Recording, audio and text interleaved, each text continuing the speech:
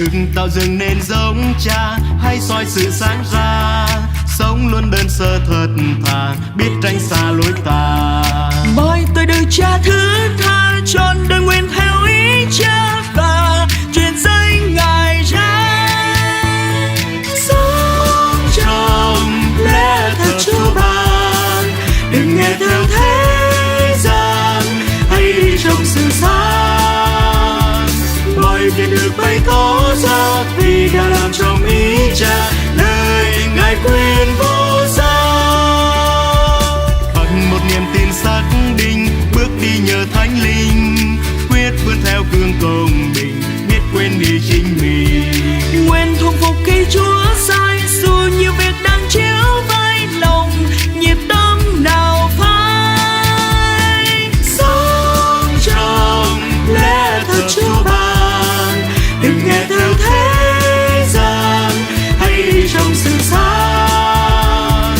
Mọi việc được bày tỏ ra vì đã làm trong ý cha, lời ngài khuyên vô giá.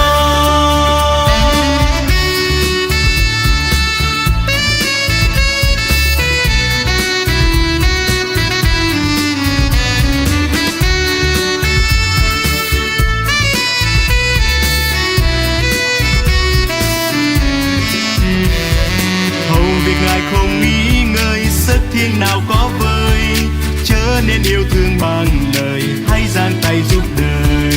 Việc nhà ngài không dám lời, làm tròn rồi tâm thánh thay hầu về trong mọi nơi. Sống trong lẽ thật Chúa ban, đừng nghe theo thế gian, hãy đi trong sự sáng. Mọi việc được bày tỏ ra vì đã làm trong ý cha, lời ngài khuyên vô giá. Sống trong lẽ thật Chúa ban, đừng nghe theo thế gian, hãy đi trong sự sáng. Mọi việc được bày tỏ ra vì đã làm trong ý cha, lời ngài khuyên vô giá. Mọi việc được bày tỏ ra vì đã làm trong ý cha, lời ngài khuyên vô giá. Mọi việc được bày tỏ ra vì đã làm trong ý cha, lời ngài khuyên